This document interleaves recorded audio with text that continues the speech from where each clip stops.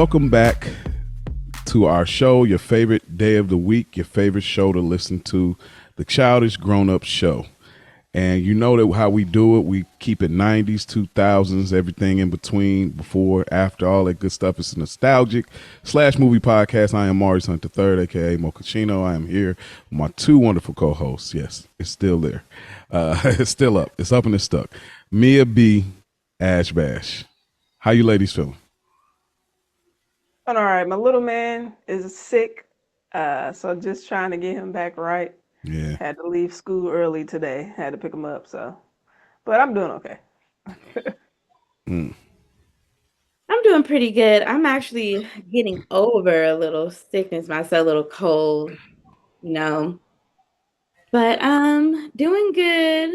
Just getting back out of vacation mode, trying to get back right. Yeah. Jamaica. Oh man, yeah, doing well is straight up. Straight up. Rich over here. Doing well as well. It's good to be back. Of course, y'all know this is our season 2, episode 13 episode. Yes, we're keeping track of everything now, just so we can have it for our records. And if you care, yours. Y'all like, subscribe, share, man. I want to shout out all of the people under this umbrella. Shout out to the Kosher Garden. Those are the big cousins. They also do film review, particularly focusing on black films, but they do talk about other films from time to time. We Got Y'all television podcast, Another Week in the Books, an intellectual conversation amongst black men. No More Half Measures, a Breaking Bad podcast. Good Earners is a Sopranos podcast. So Far Pod is back active. By the time you hear this, that there was an episode that already dropped, so we are back. That is a Drake focused podcast. If y'all care to hear about that, if you don't, keep it moving. I'm missing something. Oh, school. Who the asked you with School and Rio? Hey, those are partners for real, and we'll be seeing them on here soon again. And lastly, Roll the Audio Drama Series. If y'all like fiction podcasts, and even more particularly the black experience of a young black male out here getting in these streets, getting into a lot of trouble, trying to turn his life around, I am the lead in that. And if y'all want to hear that, y'all go check that out. So those are all of the things, at least, that come to mind at this particular moment. So y'all go check out all of those things. With that being said, y'all are here for us though today, and today we got a fun episode in our Candygram month. Teen crushes, however you want to put it, we are here for it today. We do got a little bit of feedback from one of our listeners, so I'm excited about that. And it is from our last episode, our Boomerang episode, and yes, it was extremely long, but hey, I can listen to it over a few days. Y'all get to hang with us for a few days. You know what I'm saying? That's how we got to look at it. So we got a long episode. I mean, I got days to listen to us and kick it and chill and all that good stuff. So that being said, we got one comment, and it is from the most famous childish grown up of them all, Mama C. She writes in, well, once again, another great episode. Thank you. Just a little note. When Robin Givens was making the movie A Rage in Harlem, that was filmed in Cincinnati, a gentleman approached me about being a body double for her. I was 21 years old at the time, on my first real job, and I turned it down. I'll be 60 in April, but I can still stop traffic. Parentheses. I had to say that for Mia. Crying emoji. Hold on now, because I gotta send y'all this. I gotta put this picture. I'll hook it up in the chat. Mama C. I might have to put it in our group chat. Mama C about to be 60 for real? Mm-hmm. Because I seen her. I'm like, I know Black don't crack, so I mean that's for sure. It's a part of it. Mama C. Man. Mama C. I'm gonna use a Seinfeld reference. You putting asses in seats. You know what I'm saying? Oh, Mama C. That's so good. She said I can still be the body double, honey. Okay. Hey, listen, that's so fire. She always got these like interesting stories, like these connections to like I love this. Keep writing these then, Mama C. Like I love this type of like that. It's so fire to me. Like just those like certain degrees of separation to the industry and like film and actors and people that we look up to or we appreciate their art. It keeps sending us stuff like this. I love that. Like that. When I read this, I was like, what? What do you mean? It's a body? Man, come on. Matter of fact, Okay. okay, double back and write in why you turned it down, if you don't mind. Unless it was just because you had a regular job, but if it's some other reason, let us know. That would be an interesting follow up. Thank you, as always, for writing in and listening to that particular episode. I know it's it's a fan favorite, and it was obviously one of the ones that could have been voted, but it ended up doubling back the following week. So, yeah, and that's all from our supporters, the Stoop Kids. Shout out to y'all. If y'all want to reach out, of course, leave a comment on YouTube, just like Mama C. Y'all can also write in childishgrownupps3@gmail.com. Y'all heard the listener last week made a request. Didn't make it for a vote, just asked for a birthday request. So we're gonna make it happen for that individual. So, but we don't do that for everybody. So y'all, like, let's be clear. We got a voting system here, and y'all get prepared because we're about to. Yeah, it's time for y'all to send in y'all movies, actually, because we need to know what our last movie will be for the month, this Candygram month, this month of love, month of a few other things, but it's definitely that type of month for him. So y'all write in, man, for sure. We appreciate our Instagram, Childish Grown Up, the Childish Grown Up Show, no spaces. Y'all can DM us as well. So with that We saw the picture, Mama C. Okay. You see, hold on. Let me see what time. Let's see what time it is. That's what I'm talking about. that's not my Oh, she's serious. Y'all go together? We do sometimes. Like if I go, sometimes I'll get there and she's already there. She is a 4:30 in the morning gym girly. I'm a 5 in the morning gym girly. So like, okay, is she like on the other side of 55 or like what?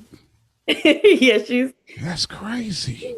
Coming up on her 60th birthday. Love it. Health is wealth. Health is wealth. Yes. Shout out to them genetics. Come on, mama. That's whoo, yeah. All right, yeah. Speaking of mama, childish grown up moment, man. Mia, what you got some childish this week for us? Okay, so actually, I'm gonna go back a little bit because last time I might have just been a little bit out of it because I do have a good childish grown up moment from when I was in Jamaica. So I was there for my cousin's wedding, and me and my other cousin, he and I are the same age, just a couple months, like 2 months apart. And we went to high school together, graduated together, all that. So while we were at our cousin's wedding reception, the DJ was playing like all the songs from like our like middle school, high school days. And we was just cutting up on the dance floor. Like I'm talking about Walk It Out and lean with it, rock with it, snap it, like all that. And it just like felt like we were at a high school dance, like me and him just. Did they play the swag and surf? They did. You know they did. Is there any cut that they played that you like, oh, I ain't heard that in a grip? Oh, they played so many. It was just everything. Yeah. Okay. Stanky leg. So you was hitting all the moves though? Oh, yes, I was. My question is, how were the ankles and knees after the day after? Were you straight? I was good. Surprisingly, it might have been all them rum punches I was drinking. But had the adrenaline for sure. Good. Now today my knee was hurting, and maybe that's a little bit of residual. See, it's to walk it out. That's what gets you. It's to walk it out. Yeah. Hitting that walk it out and hitting that Superman. Like all that bouncing around like that hopping the knees like that. Yeah, all that little kick round, lift up. Yeah, that's what's gonna get you. That pop, lock, and drop. Hey, the pop, lock, and drop down and get your eagle on. All that squatting, that's gonna get your knees up out of here. Huey, boy, that pop like a drop it. Hey, listen. Yeah, man. Rest in peace, Huey, man. Dang. Oh, I forgot. Yes, rest in I peace. know, man. Yeah. Dang. Ash, every time I hear that remix for the record too, I think about you. Every single time I hear that. I like One it. with Oh, T. well, all day. The dedication that this is just sidebar. The dedication we used to have to write lyrics for y'all that are younger, like AZ lyrics or like genius.com where you get lyrics now online. Sometimes they would have them in the booklets for a CD, but like most times we just had to write the lyrics to get to know them. And like Ash was probably she was the leader in writing the lyrics. I remember that big things popping. Chill out. There's a few others, but anyway. But I remember you did it and you performed it and locked in and got. I think that probably made you such a good rapper when you did rap because you used to write other. Oh, Hey, no, don't chill even. out. Nah, This is not man. the podcast for that. Everybody, she used to rap, and I used to rap as well. So, but I'm just saying that like I think about that every time. So that's a interesting thing. But what about you, Ash? You got a childish grown up moment for us, man. Yeah, I got pretty light though, but so my hubby asked me to be his Valentine. I know that's very small, but it's so cute. He came in, he surprised me, and he asked me. He had a little goodie bag, some snacks and things. At first, we early. I'm like, so in my mind, I'm like, nope, gives early, so he can get me out of here. But no, I just kind of wanted to, do a little pre situation, and just thought it was cute that he asked me. Of course, when you be together for so long, you know, I ask you just assume, which Mm. obviously we're together, but it's just cute to hear it. It took me back to school days when someone was asking you, or you get a candygram in the class, you're like, oh, it's from. So that, and then also we downloaded a boxing game on our PlayStations. It's called Undisputed. It's the newest one that came out, I think, in 2024. It's pretty whack, but it was free. So with PlayStation 5, we got with our Plus membership, we get to download free games every month. And so we downloaded it. It took me back to when we used to play Fight Night and Man. all the fighting games growing up. And I was just so excited to play. I knew it was whack because I had seen the reviews before. That's why I didn't buy it. But it still was fun. It's something about playing a boxing game, like just Hmm. getting that knockout or just Hmm. it took me back. And I played probably at least like 3 rounds, and I was like recreating matches that existed in real life. So of course I had to play with Muhammad Ali. I was Sugar Ray Robinson for one, and Roy Jones versus Tarver. So yeah, it was just fun. It took me back to the good old days. So Good old days, man. Shout out yeah, to Fight Night and Knockout King. I can't. Yeah, I Knockout remember. King. I asked Tyler. I was like, "Have you played?" And he was like, "I don't think he was really into the boxing." I'm like, "Knockout Mm. King was." Now that, I told him I made the noise. He was like, hey, "I played that." I'm like, "Bro, you missing game was out." so fun, dude. Yes. So fun. I brought that up on well, y'all hear it on Who to Ask You. We did a top 5 best games or favorite games of all time, and I definitely gave a nod to Knockout King and Fight Night or whatever. But Yes. yeah, my childish grown up moment is I think last week it was me and my wife. We was just vibing out, just chilling. Sometimes we be in the living room. It's just organically get into it. And the best way to like organically kind of create fun, it always starts with music, right?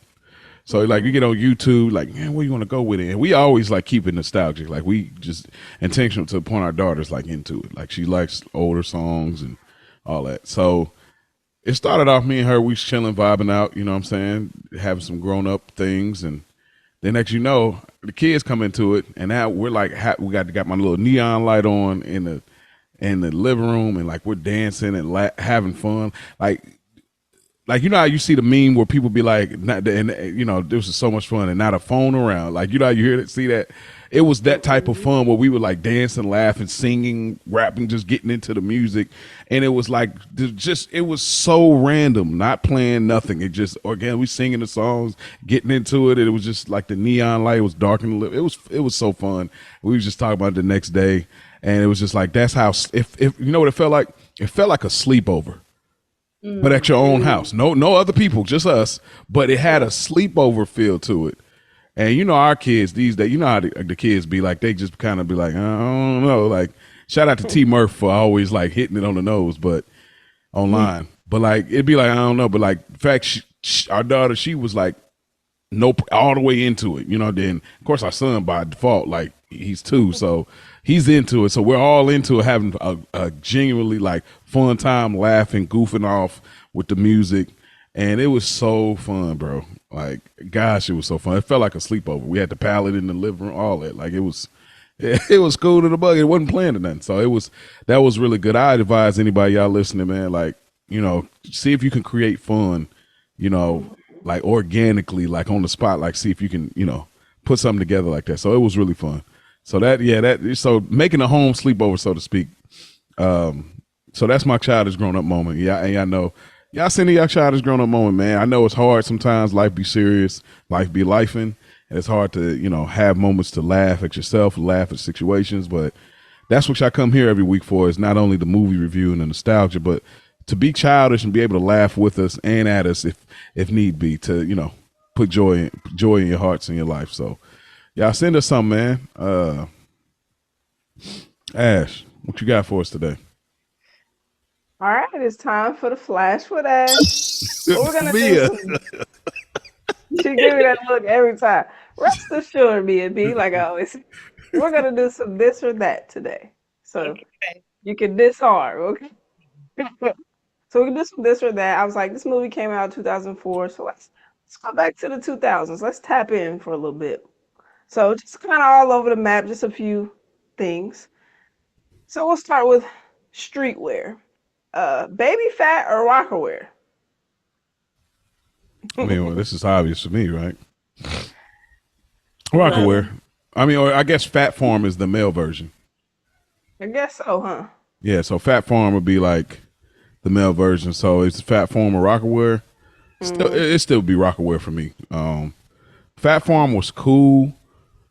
I wasn't a fan of the logo, the P with the parentheses on the outside, kind of like design. I ain't like it. I mean, I could get with it sometime, but I wasn't a fat form dude. I would definitely be Rockaware felt more luxury to me, even though I don't think Rockaware was like really luxury in comparison to like Sean John, but yeah. Okay. I was definitely a baby fat girl, Yeah. See, the baby fat design was different because you had the little cat. Yeah. And that was cool. Like that was a cool logo. Mm-hmm. Kamora Lee Simmons, all that whole everything was dope. A baby fat as well. I remember seeing a lot of Rockaware for women. I felt like I saw mostly dudes wearing that. I'm sure they probably had some women attire, but I just don't recall it. I was like, I couldn't think of nothing but definitely baby fat all day. Mm-hmm.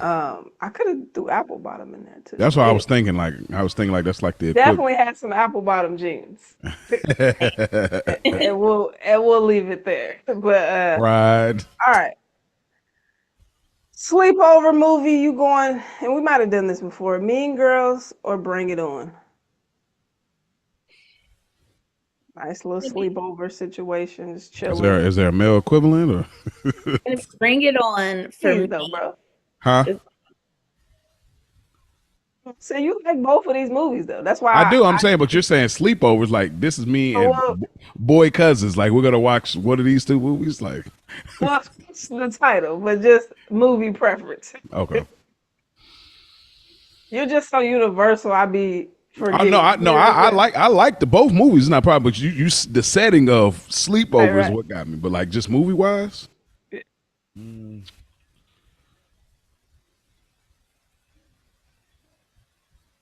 Did you have one, man? My bad. I cut you off. Were you? I said Bring It On. Oh, okay. Like Mean Girls is a classic, of course. Love Mean Girls. Mm-hmm.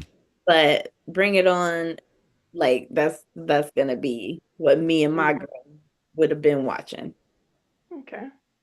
Yeah, I guess I'm gonna go Bring It On too. I mean, it does have the representation touch to it that obviously helps. Good point. Yeah, I think that's a big part of it. But then also too, it's just I told you, like when I said in our review, the top of the year, like I said, this movie's arguably flawless for the genre and what they were getting across. And Mean Girls is right there too in that style of comedy and everything. And I love Mean Girls, but this movie is just like I said, it has a little like having representation, it has a little flavor to it that Mean Girls doesn't necessarily have. And I think that flavor is always a good seasoning to add in movies. So for me, definitely bring it on. Yeah, I make some good points because I'm like, man, I really like Mean Me Girls a too. lot, and I was really like into what Lindsay Lohan had going on. You know, she Love kept it Lindsay. there. And so, man, it's tough because I really, really, really like it. I like Bring It On too, but for nostalgic purposes, I probably got to go with Bring It On. And of course, like you said, the flavor. We got Gabby being Gabby, Oh yes. so I'm gonna go Bring It On as well. All right, Okay. we're going with phones. Were you Yes. Razor or Sidekick?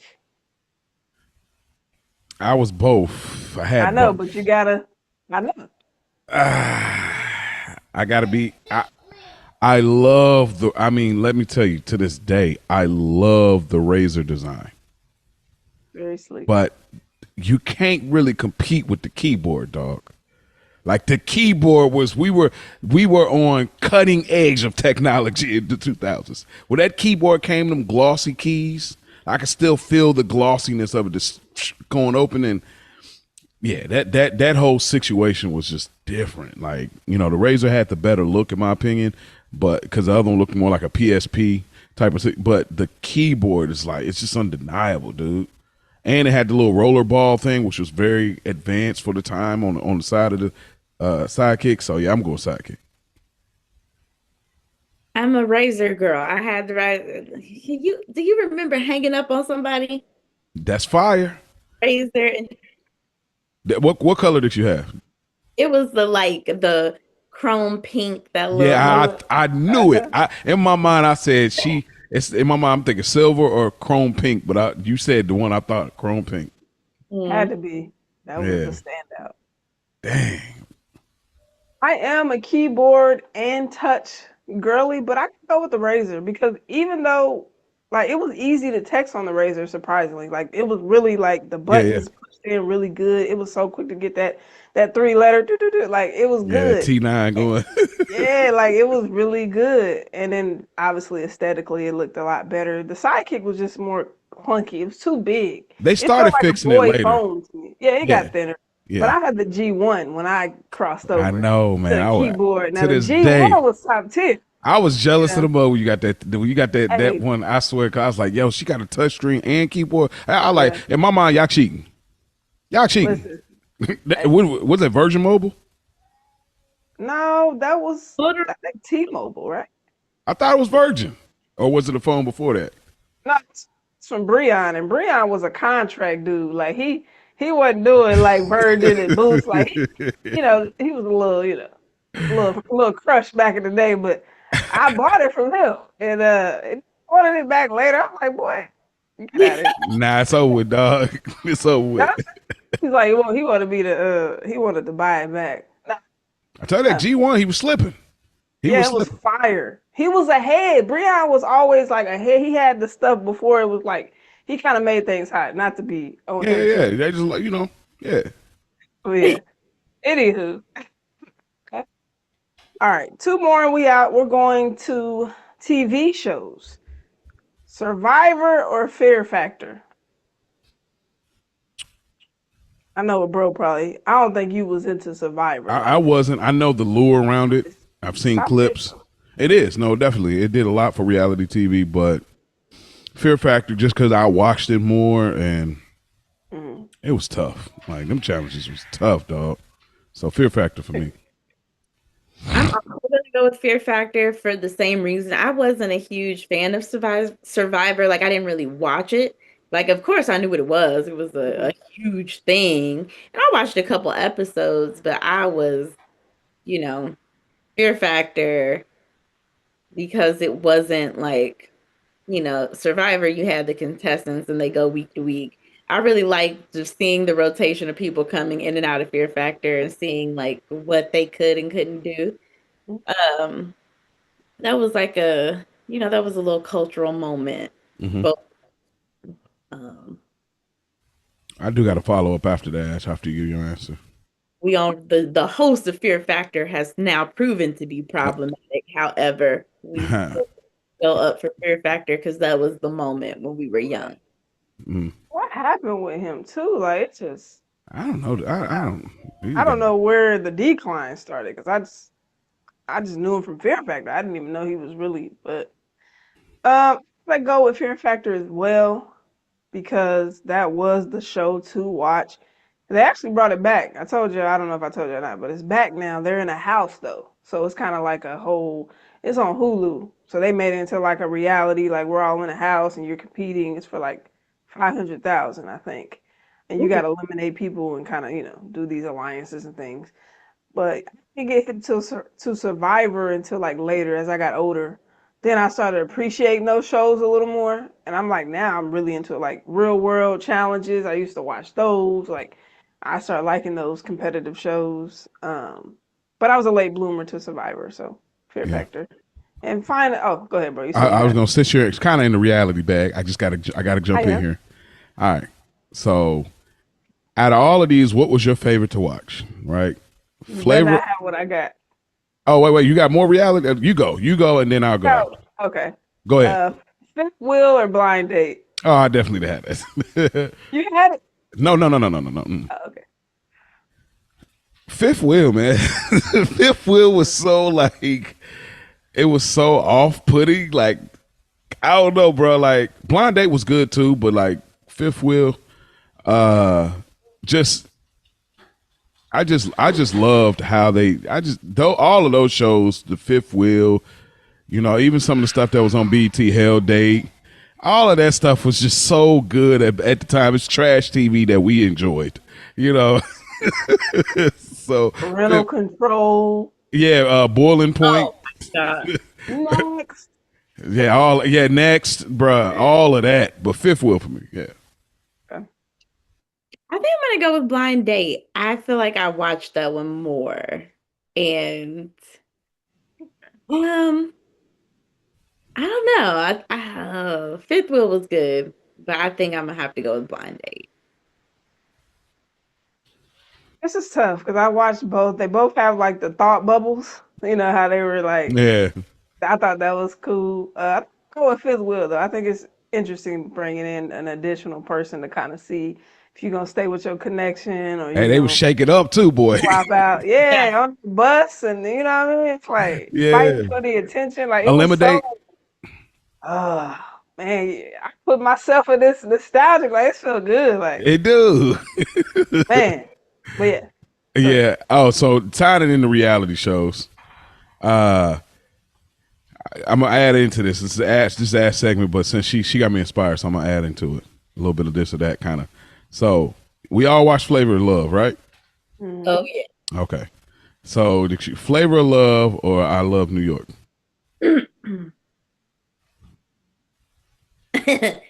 Okay, I have to do Flavor of Love because Flavor of Love, without Flavor of Love, there would be no I Love New York. We were introduced to the phenomenon that was Tiffany New York Pollard Mm-hmm. on Flavor of Love. Plus, Flavor of Love was just unhinged. Yes, That was golden television. bruh. chef's kiss. Like, oh my goodness. They don't make it like Willow. You can't get that no Hey, listen. Go, my bad. Go ahead, because I I'm bet. hey, come on. Ooh, like, I'm sorry, y'all, but like, come on. Yeah, no, it These was were not that. these were not video vixens. These were not models. These were regular girls Mhm. coming up in that house looking and acting crazy. Oh, I still remember some of the names too. That's the crazy part. Like, of course you do. yeah, it was a lot of justice. Oh Okay, my God, please. go ahead. Hey, as a teenage boy, it was, Well, I'm glad you had it justice was because we did compelling. not. You Flav ain't justice. No, absolutely not. All right, how about this? Which one you going with real quick? I Love New York or Flavor Love? I'm going with Flav for the same reasons that Mia said. Like it was the start of it all. All right, There's no New York without Flav. all right. So let's bring the justice into the situation for y'all. Y'all going Flavor of Love or Real Chance at Love? Well, Flavor of Love. Okay, y'all ain't like the Real Chance show? well, Who? okay. So I I did love Real and Chance, like as contestants on I Love New York. I didn't necessarily, the spinoff. Yeah, it was kind of. It wasn't. I did think they were like fascinating people as like these. What were they like? They were horse track, Stallionaires. the stallion. Stallionaires. Oh my gosh. Oh, I heard that so long. Stallionaires. Rest in peace, real man. Rest in peace, real man. That was saddening. That was really Well, saddening for real. It was. Because he was the cute one. Well, not saying Chance. Chance was cute. He was skinny though. He was, but something about that long hair at the time. At that Oh time, my god. when I was a Hilarious. teenage girl, You was there with it. That was into what the she was long rocking with. hair. That was the thing back then. She wanted all that Chico, huh? That Chico. All that El DeBarge. Yeah, I'm gonna leave it there. I could go more. There's a lot of shout out to VH1. I'll just say that because I got a lot more reality shows that were in the dating realm, but I don't want to hold us up too long on this segment because I know our last episode was pretty long. So now I'm sorry. I'll go back to what you like it, So, but if you bring this back up again, I know, and then I'm gonna go there again with this, or you go there with it because there is something to be said about those reality shows between that 04 and 08 era, bruh, like that were super enjoyable. And just to put a bow on it, I remember when it was New York and Hoops at the end of season 1. And I remember we were rooting for Hoops. We couldn't stand New York, which she did her job because that's what she intended. And we were so happy he chose Hoops. And then remember how we used to believe that this was real? Like, remember we believed it? Like, and he's like, bro, why didn't it work out? It was like, oh, Hoops really loves him. She wants to be with, like, it's so crazy how we used to believe this. Like, now you realize, like, bro, no freaking way is he getting Hoops in his life, bro. Like, this is Flavor Flav. Well, the way they were kissing, bro, it had me thinking. I'm like, this might be real because y'all Frenching. People, real actors. Tonguing down Flav. I'm like, oh no. And you couldn't pay me enough. Hey. Ooh, child. Okay. Y'all are crazy. I'm just Oh saying. my gosh. I almost spit that out, bro. Kissing Flavor Flav is crazy, bro. And they was busting it down for Flav. All the way. I mean, I'm talking about night 1. We need a micro episode of talking about Flavor of Love, bro. Season 1 and 2. Like, I don't, but anyway. Ooh, child. But that is all for the flash for that. Thank you, Ash. That's beautiful as always. That's a great time. Have fun with that. No anxiety on this one, so that felt really good. I feel relaxed and cool, and ready to do our thizzle. Before we go in time travel into the year that we're about to get into with Mia introducing it to us, I want to take us back a little bit to what was going on in the year of 2004, similar to some of the things that Ash had brought up. So, with that being said, y'all know the movie we're doing. Mia will introduce it in a moment. George Bush wins the re-election. George W. Bush, if I need to say it like that. W. The internet was growing fast, but smartphones didn't exist yet. Crazy to think there was a world like that. Texting, AIM, email were the main ways teens communicated. The vibe, so in the fashion, so in 2004 it was baby tees layered with tanks, chunky highlights, trucker/Von Dutch hats, track jackets and velour sets, Converse, Vans, ballet flats. Them flats is crazy. The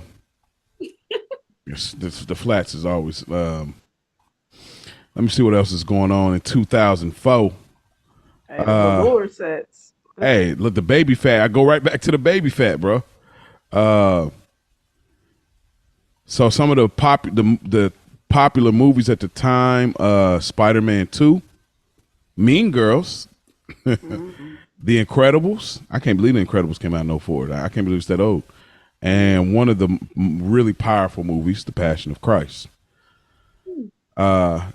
In sports, Michael Phelps wins 8 medals, becoming a global superstar. As far as music goes, that was dominating the charts. Usher's Confessions there. We all know about their Confessions. Yeah. Mm. Outcast was still huge, with the Hey Ya was running the charts. Kanye West's debut album, College Dropout. Gosh, what an album. And then also it was the crunk era, the club anthem era, and emotional R&B confessional era.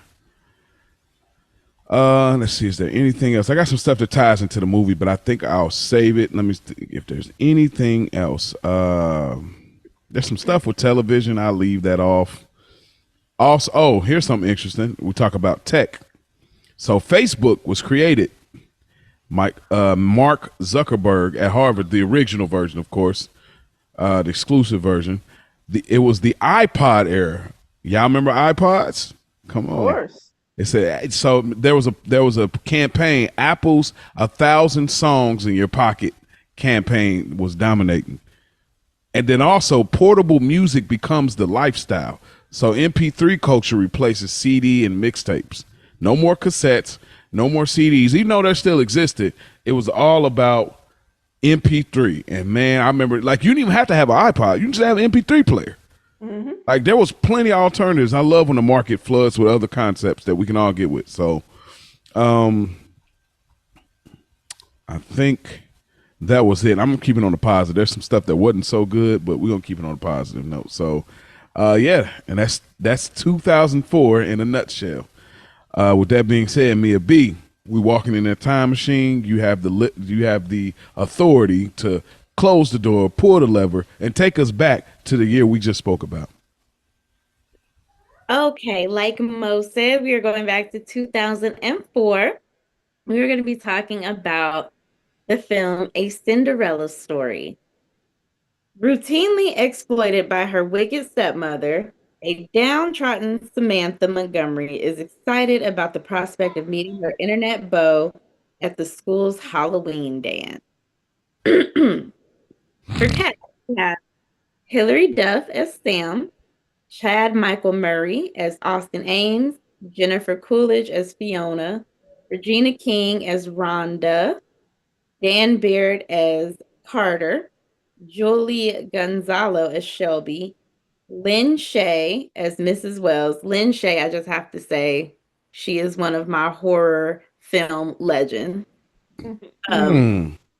Madeline Zima as Brianna, Andrea Avery Ray as Gabriella, and we have appearances from Mary Pat Gleason as Eleanor, Paul Rodriguez as Bobby, Erica Hubbard as Madison, Simon Helberg as Terry, and a young JD Pardo as Ryan. This film was released July 16th, 2004. Okay. Well, all those trends, all of those things. I feel like we're in the world of 2004, and Mia has just brought us even further into the world of 2004 with this movie synopsis. With that being said, it's time to be kind and rewind because I guess we didn't have to rewind in 2004. I guess we just hit main menu. So, with that being said, how do y'all remember this film back in the day and the lure around? I have to call Lizzie McGuire. My goodness, Hilary Duff. Hilary Duff.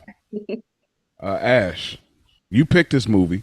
So, how did you remember it, and how was the experience this time around? This was around the time, Lizzie McGuire was a few years prior, so I feel like I was already invested in Hilary Duff. So then when this movie dropped, I feel like I was excited. I can't remember when I saw it or how I saw it, but I just remember we were already watching Lizzie McGuire, and I'm like, oh, she came out with a movie. And so I was excited, and I was like, a Cinderella story. It's like a spin on it, kind of putting it into more of a reality. And high school culture, how we love our high school movies, kind of Yep. navigating through that. I mean, again with the 2000s, the flip phones. They was doing the messaging and the college dreams and yeah. But I feel like when I first watched this, there was more in there, some more meat and potatoes in it. I feel like I remember it that way. So me watching it this time, I feel like it was straight through, but I thought there was just a little more to like grasp from it. Some things, but not as much as I remembered. Or maybe I was just excited the fact that Lizzie McGuire had a movie coming out. Um, so yeah, watching it this time, it was cool. It was an easy watch, but so I have a lot of notes for this movie. I do feel like I said, I thought it was more meat and potatoes in it. Not like drastically, but I just thought there was a little bit more to pull from. Um, so watching it, it was cool. It was cool. Okay. What say you, Mia?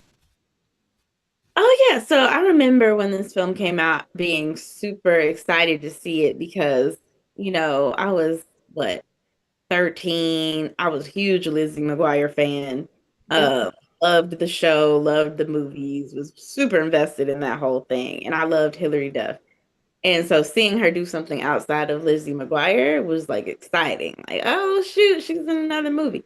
Um, and Chad Michael Murray was that guy. Like he was just that guy at the time. And it was, he was just like like obviously for a certain demographic, but we're all teen girls at the time. So we all, you see it. He was cute. Yeah. And so I remember really liking it. Of course, like Ash said, I do feel like I may have thought there was maybe a little bit more plot in the middle, like a little bit more meat. But it's still a really cute movie. It was still enjoyable, still very like we know the story, but it was fun. I'm a huge Jennifer Coolidge fan. I think she always does what she does really well, and it was fun. It was funny. There were a couple of things that I was like, ugh. Like watching it now with my grown up eyes, it's like, oh Lord, have mercy. But but no, it was good. It was fun. Not the Lord have mercy. One thing about the movie, I'm like, Lord have mercy. It's, I'm sorry, that is a crazy. Hey, y'all talk about me being old. Like hitting with the Lord have mercy is putting so much reservation on what you want to say. That's that's hilarious. like that's how I feel. Like these kids, child, Lord have mercy. But Bless your heart. That's right. That's following up on that. Huh? Oh man. I think I remember this film back then. I think this was her first theater release because no, it's not. It's not. But I think as a lead, I think it was. So just to name a few films, she had the Lizzie McGuire movie, which I think was a Disney movie.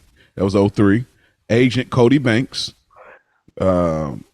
that. Yeah, that was a good movie, but I don't think that was that a theater movie. I don't think so. Okay. But I don't remember honestly. Right. Yeah, it's been a crib. Cheaper by the dozen, 03 as well. So she was getting busy in 03. But she was also just like a part of this ensemble.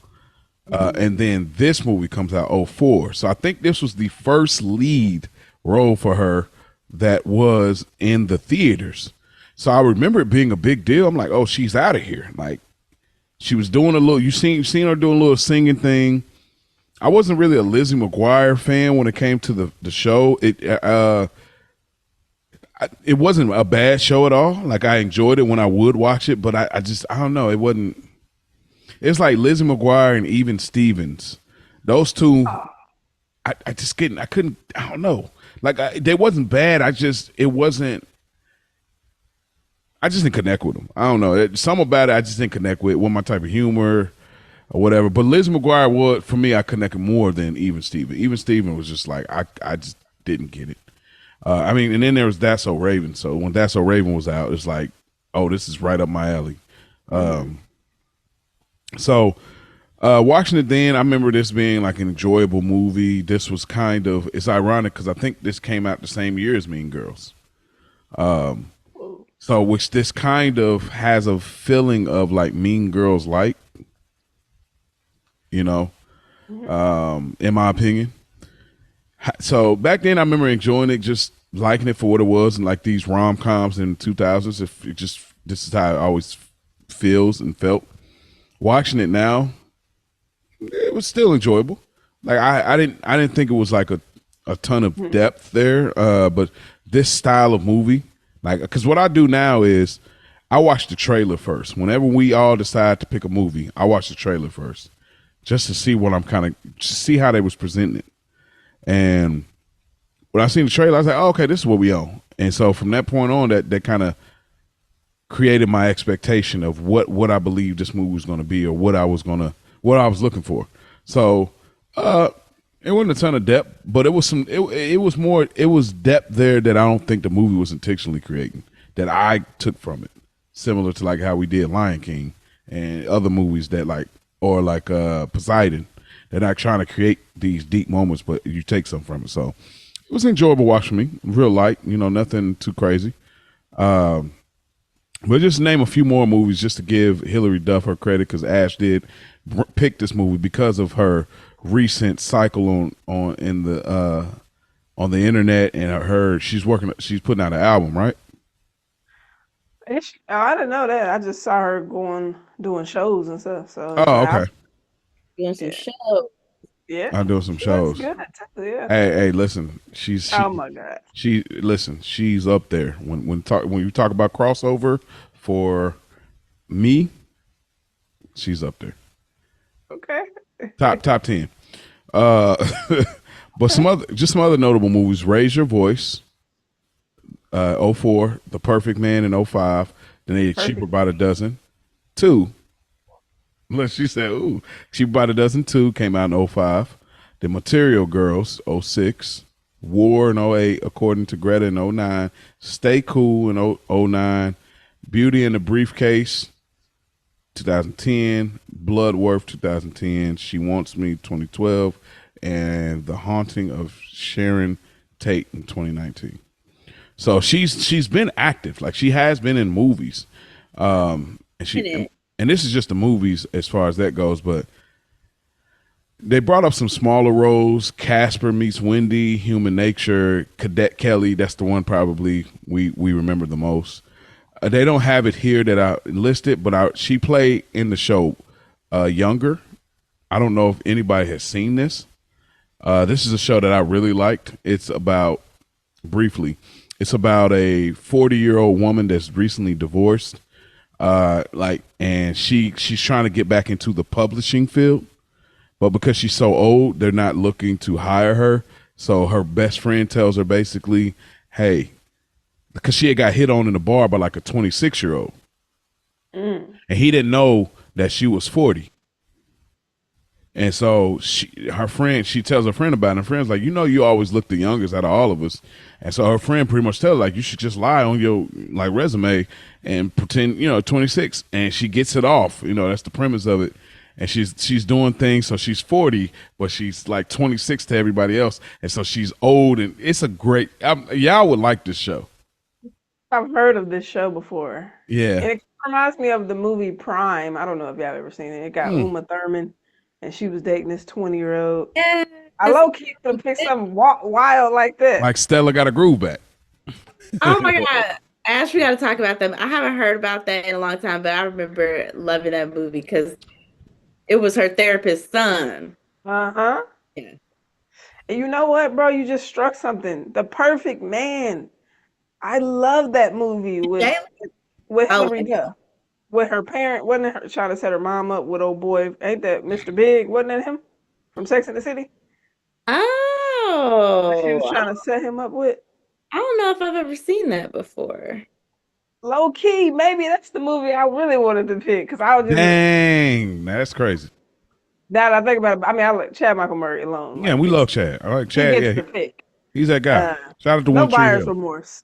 One Tree Hill. Shout out to that, man. But that Perfect Man is really good. I like it a lot. Super cute. Mm. Um, yeah, okay. I don't think I have too many overall discussion points, but I got a few. Did y'all feel like this felt similar to She's All That? Absolutely. I Mm, did. Just when it came to like well, I mean the teen movie, remember this is Yeah, the rest yeah. like It's the once I was recipe. Shout out to Mia for Stomp the Yard when she said, "Hey, this is the era. Like everybody's yes. doing this." So Yeah. So I thought about a lot of the movies that we like, but I did think of that just in a sense of Austin's dad, his relationship with his dad, and then I forget his name, and well, she Freddie Prince Jr. That yeah, was on. Yeah, Freddie put his dad. Remember he was hiding his same acceptance thing. letters, and so yeah, that connection I made that pretty quick, and That dad is the same dad from Bring It On, ain't it? Wasn't that was Torrance's dad, I believe. no, Let me see. I'll look up the actor but while you she's talking. all that. He looked like close to his dad. I don't think that was Torrance's dad. No. I'll Torrance look it up. Dad was another actor. I remember him very specifically from being in other things. I can't remember his name though, but I can Mhm. see what he looks like. He has like a distinct look to him. Wasn't he like bald or something, or kind of like Mm, balding, or am I tripping? no, but he had more of like an older man type of look. Like he has a distinct look. The guy who played Torrance's dad. Distinct look. We know what He that means. has like no, not saying he was ugly, but he has like a you know how like these guys who like the guy who plays um her dad in this movie and Austin's dad, they have like just like a Ken doll type of face, like a older Ken doll face. It's just like something very cookie cutter about it, but he has like more of a character actor type of look. Like he looked like he really be somebody dad, Why? What you laughing at, bro? that like his dad. I'm tickled. That's all. I'm tickled. Yeah. He doesn't fit the typical like these type of movie dad box. I know what you mean. Like they Like do go for a certain look with these dads, these movies. But yeah, other than that, I didn't really. I mean, of course, the high school situation, you got the friends, popular girls. Again, this was just the whole era. But it's mostly that dad connection kind of um, Hmm. resonated. It's the exact same thing. Mm-hmm. Um, yeah, yeah. I felt that it's similar. Not the bad aspect, but like some of the themes. But like I said, like you said, it's this was like kind of the formula back then. Um, I want to ask, and this is your opinion. What is it about this era and these type of films that always feel so good? And don't get me wrong, there's I like for a moment, this movie gets you angrier and angrier and angrier, of course. But obviously the spin in the block goes up on this movie. What is it about this style of film? And obviously it's a rom com, but there's a few movies we've talked about like this and She's All That and Bring It On and probably John Tucker Must Die and it's a Mm. lot of these films that are like in this era of this style of rom com that we enjoy. What is it about these style of films that y'all think make us feel good? Like it's throw on, we enjoying it, it's cool. Like I mean, it's always the feeling of getting that payoff at the end. There's always mm, that happy ending, and the bad guy or girl or whoever gets their comeuppance, and then the main character gets the guy or the girl, and whatever their college situation is, they get that too. And it's just like everything kind of wraps up into like a pretty little happy ending bow. So you don't feel like you just spent all of this emotional investment for no reason. So it's always they pull you in, you get to know the character, you like them, You see them go through it, and then you feel like there's a payoff at the end. And I think that's what these movies are kind of made for, to give you that feel good feeling like, okay, all of that, I get this, like this hit of happy at the end. Hmm. I think Okay. that's a great point. I think it is the payoff. Also, for me, I think the high school setting plays a big part. Like I feel like, low key, maybe we just thinking about us back in high school. Like not that our experience is what theirs is, but people be downplaying what high schoolers really be going through. Like they Hmm. be having their own lives and their own friends and Yeah. bullies, and it's so much Politics. going on in high school, right? The high school politics that it kind of just takes you back into that world. Like, dang, they at the locker. You got the poster in the locker. Like, I don't know, just that setting. It just walks you. It make you feel like you back in school with them, kind of. Um, so adding that setting with the payoff at the end, like you said, you see somebody going through it. You like, we got it. The get back got to be top tier. So I think combination of that for me. Yeah, I mean, if anybody's listened to this show enough, or if you're a first time listener, like I'm a big teen drama person. Like I do enjoy shows like that, like Gossip Girl, One Tree Hill, Degrassi, and there's plenty of other shows that I can name. I just into it because life was it was simple but complicated. It's simple in the sense that you have no idea what life is really about, and the responsibility and the weight that comes with providing and taking care of things so that you don't end up on the streets, so to speak. But it's complicated in the sense that like you're dealing with these politics. It's like you like I don't think I've said it on here before, but like there's a girl that was in school. Me and my cousin, shout out to Daryl. Uh, we were bet he was my cousin, but he was my best friend, and we was tight. And there was this girl named Tempest, and because I think she wanted to get with my cousin Daryl, but he wasn't attracted to her, and she really wasn't attracted. There was no justice. And because he didn't want to get with her to give her the time of day, she was gonna spread a rumor that we were gay. Me and him, my cousin. But he brushed it off like, bro. This is middle school. We're sixth graders, maybe seventh.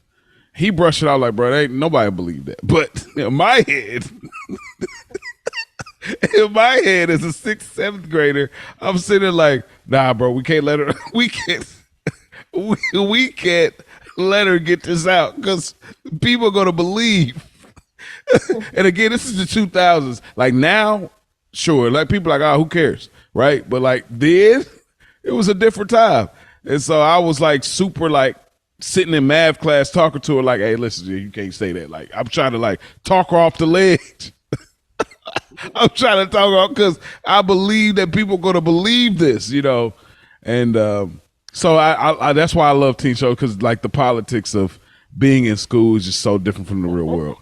But yeah, that's a real story. But It's uh, crazy. yeah, nah, it was for real, for real. Like I was like hot in the chest, everything. Like oh, whoa. Lastly, but I didn't ask. So what makes it feel so good for me? These type of films and time, it's well, yeah, I said it. Like it's the conclusion that I'm gonna win no matter what. Like you're gonna go deeply in the hole of the trenches, but you're gonna come out on the other side. You know what I'm saying? So these movies did a good job of that because there was so much in this movie of like, bro, why they letting all this happen to her? But she came out, clean and in her bag at the end of it. So, that we need those redemption stories for sure. Lastly, how did y'all think about the music in this film?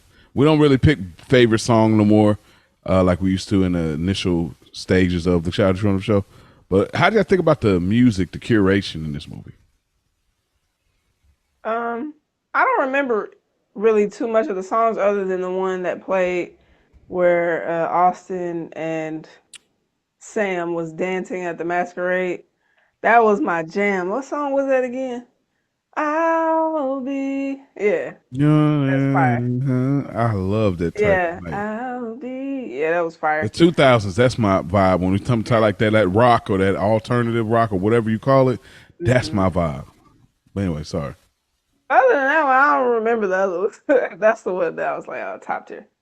Literally same. I was literally thinking about I was gonna say I don't the only song I remember was the one when they were dancing in the gazebo at the dance. Like that because that was my jam. Hmm. But what other songs did they play in the movie? Because I feel like there might have been one other that I knew or that stood out, but that's the only one right now that comes to my head that I can actually think. Hmm. There was another song. They said, falling head over heels. I'm falling, and I'm Oh, falling. I was like, oh, like Maya. That was Maya. yeah. I was like, that's a joint right there. Like when I heard that, I'm like, okay, all right, I see what y'all doing. I like that. Like I like a little flavor profile there. You know what I'm saying? I could have had us in the film, but you know, hey, I get it. But yeah, We so had the one. Look, the one. the Mhm. one, yeah, for sure.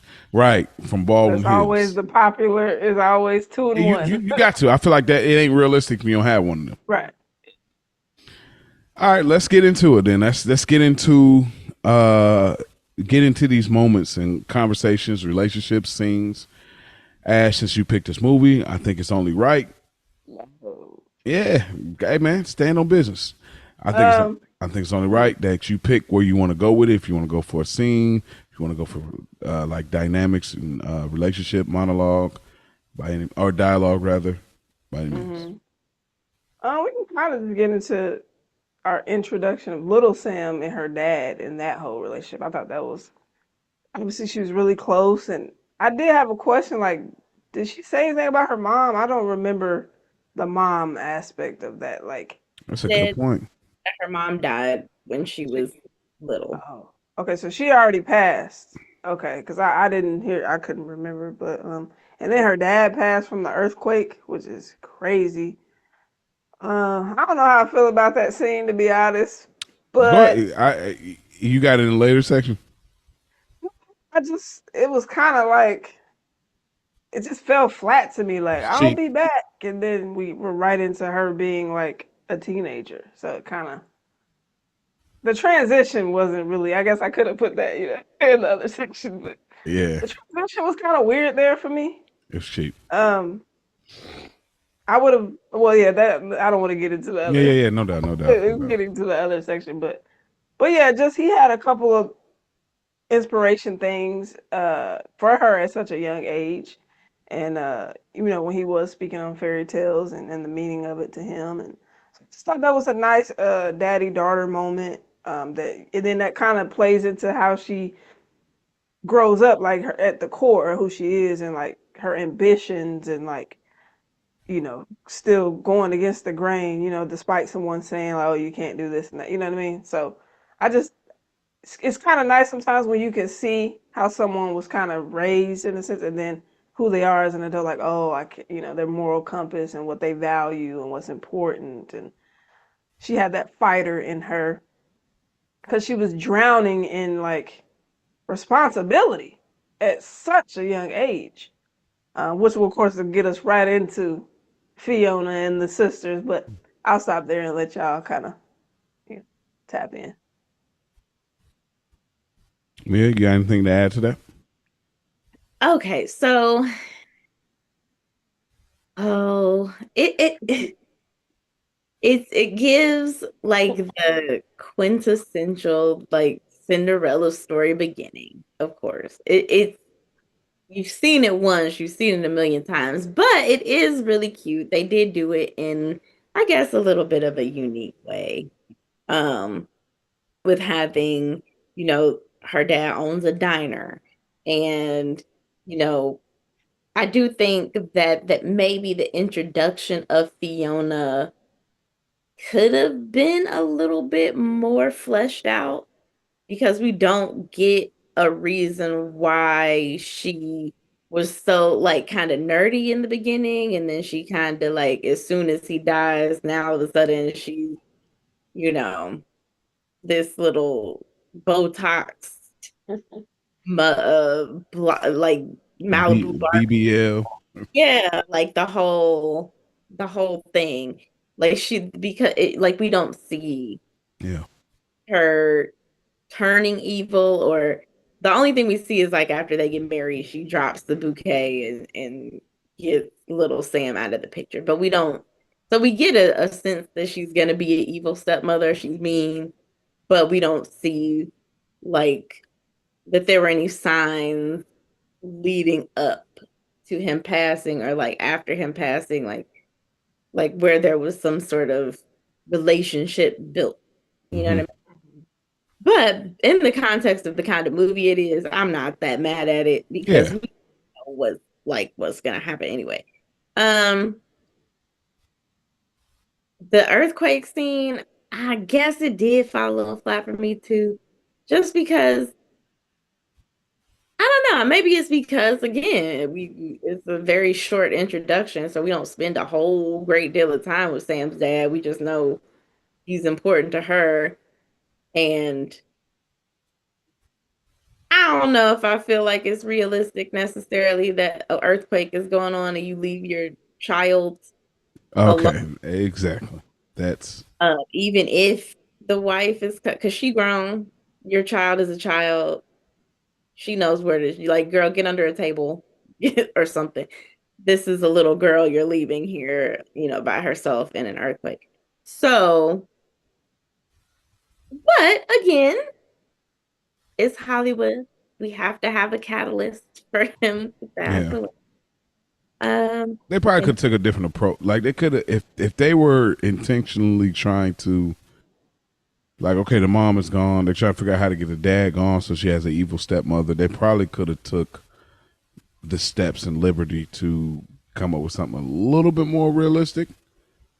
Because like if this is gonna be like a rom com and emphasizing the calm part of this movie, then like okay, this let's get this realistic part out the way so that we can emphasize the comedy part of it. And it was just like, oh, I'll be right back, and then next thing you know, oh, it's gone. What did it? The roof fell on him? Like what? The tire fell on him? A tree fell on him? Like it's just like nothing there. It's like, I mean, again, in 2000s, like because we're in a different era where they don't trust the audience like they do now. You know what I mhm. mean? Like, and then also you didn't have social media for people to critique how like this is terrible, this is not good, and you have a lot of people on board with what it is. They didn't have that then, so they could just say, "Oh, we're just gonna put this part out. We're gonna fluff this part of the movie, and we're gonna put more detail in later parts." So they didn't have that. But if this came out now, like bro, they would have got dogs so bad. You said people would have been like, "Yo, you better have a deleted scene." So it was pretty whack. Like that part was totally whack. Like, oh, I'll be right back. It didn't make sense. Like, oh, I'm going to leave my daughter. Like, he would never leave his daughter knowing that his wife is already dead. You know what I mean? Like, it don't track to me. It don't track. And also, one more thing, because I don't think this is big enough to put in a later section either. Mm-hmm. It's more so just like when he tells Sam while he's reading her the fairy tale, he says, and this book can, provide, what did he say, like important information when you're older. And it's like, okay, so then we find out later, what he meant by that. But even though she was young, I feel like he may have saved a lot of trouble by being a little bit more direct with her about that, or telling someone else, say Rhonda, hey, if anything ever happens to me, I have this hidden in Sam's fairy tale book. Look out if for whatever reason, something goes left. Because we can assume, she's the fairy godmother in this situation. So um maybe just, but again, it's a movie Yeah, yeah, and we yeah. can No. Yeah, gotta have a plot, so I understand why maybe he meant to tell Rhonda. He didn't get around to it because he died before he had a chance to, to have somebody else. for sure, for sure. That's Um, it. yeah, no, no, great points. Um, I don't know. I kind of got it set up by like scenes a little bit more so than like character relationships because this movie wasn't really deep in the sense of characters. And how you got it set up? Yeah, I kind of really like. I got the uh introduction of the stepmom and Rhonda and that whole like the diner, the masquerade dance, the reveal. Hmm. Oh, so, okay. So you got like Yeah, kind of like super chunk of the plot. yeah, What just a about? few chunks, just a few. No, no, no doubt. Mia, what about you? I kind of had it like I have just like I had Sam and her father, and then um diner girl, Princeton girl, and nomad, like kind of like the moments like leading up to the Yeah. Okay. Yeah, I got kind of like I said, more so scenes than anything. So, because what I had next was kind of like pretty much we see Sam. She pull up. She pick up her best friend.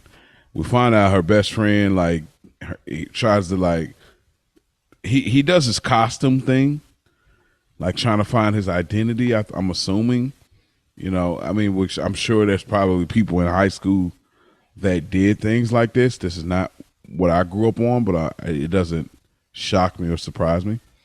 But like he pulls up, he's trying to like wear like street clothes, and then pretty much her, and the dad pretty much like tell him like, "Nah, this ain't it." Then he gets back to his regular clothes, put the glasses on or whatever.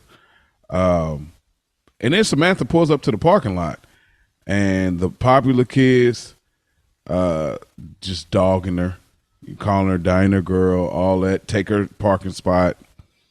And only thing I wanted to say as far as that goes, and like whatever y'all want to go as far as the school aspect of Samantha, is like there was just always this like somebody that was like attractive, that was just like low key attractive. I don't know if y'all remember that in high school was like it's like they're not with the popular kids and not with the jocks and not with anybody, but it's like they're not ugly. You know what I mean? That's the connection that I kind of made with Samantha, where I'm like, yeah, treating her like she a bugger wolf, but she ain't at all. You know what I mean? Like she's not at all.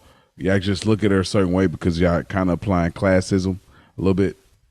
And again, I'm not. This is not a critique to the movie because it's a rom com, but like, come on, like Was like Janie, just like she's all that. Like she was exactly ugly at all. at She all. just, she just was in her own artsy world. Like you know what I Mhm. mean? Like she didn't care about like her clothes. Like it was just her. Everything about her was like into art. And yeah, Yeah, like that diner girl thing is like probably because she got a job at. So she's a singer, right? yeah. She was okay.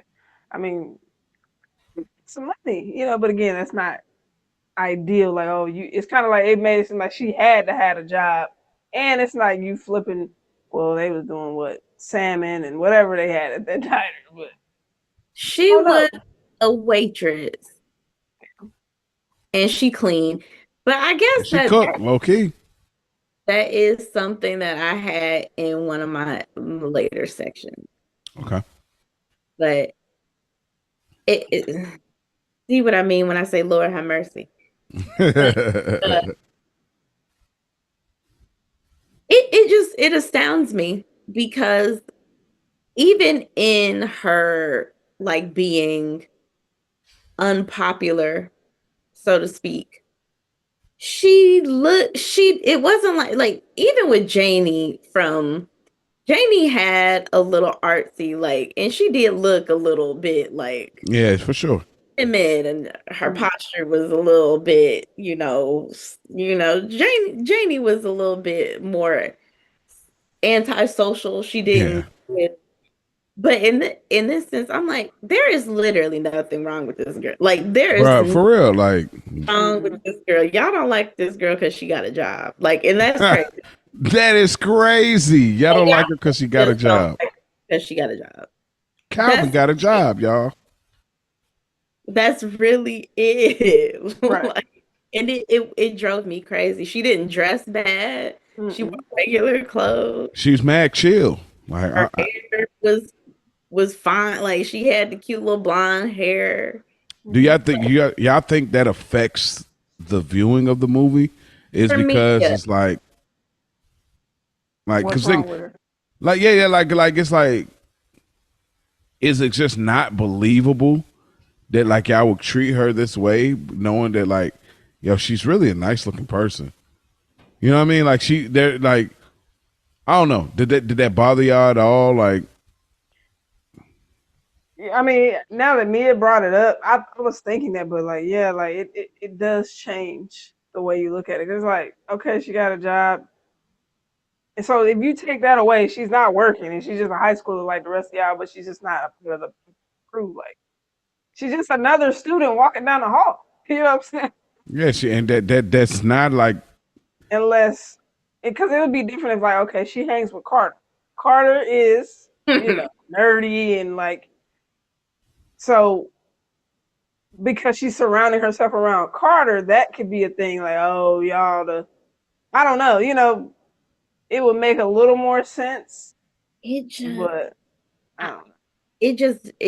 it doesn't connect for me because I just feel like she like it would be different if, like, let's say Mean Girls, Janice and um uh Regina George were friends in middle school, something happened where they fell out. It Mm, just seems like there was no catalyst for them to dislike her. Like you right. said, she's just another girl at the school. There were you see the three popular girls and then a whole bunch of other girls at the mhm. school who were just as pretty, Hmm. not, but they're not being bullied. And it just felt like unrealistic to me that she would be like the subject of so much Yeah, scrutiny they dogging her out like just because she worked at the diner. Like, okay, and like But you and getting like some money on. that's a good job in high school. That's what throw me off. It's like let's say if she worked at the car wash or she worked at a janitorial service or something like yeah okay like bro you deliver trash or something like yeah but like I don't know that threw me off a little bit. I get it. I didn't take it in that I didn't take it in the sense that like it was so ridiculous that it didn't make the movie enjoyable. But it was just like yeah come on bro like come on. the movie's enjoyable. I guess it just kind of takes me out of it. It takes me out of like it's hard for me to suspend reality that much. Yeah, that's what I'm saying. Like, and then because this kind of transitions a little bit more, and I mean, it's like so when she's having trouble displaying her identity, it it don't resonate for me. I'm like, what's the issue, bro? Because again, y'all want us, y'all would are y'all wanting us to believe that she's ugly or like what do y'all want us to believe? That's the thing that keep throwing me off. I'm like, she's not ugly. Like it's not nothing about her. like I don't know. I'm thrown off. Like that throw me off. I mean, again, it's a rom com, so it is what it is. You got to play the role, but like that's the part that kept throwing me off. I'm like, bro, are y'all supposed to make me believe that she's Listen, like y'all could have took a different angle? But go ahead, Ash. Not listen, even man. her. She don't even have an awkward personality. She just got a job. That's what I'm saying. Like, listen, and I don't know if I'm transitioning too quick, but I'm going to the masquerade. Okay, Let's go. listen, when Nomad and Sam link up and do this whole little cutesy banter and doing these like spoken word and all that. and then he keeps trying to take off the eye joint, and she's just keep like, bro, I was dying because what's going on? And I'm like, again, it's one thing like he never noticed her, right? 'Cause, like you don't see that this is Sam.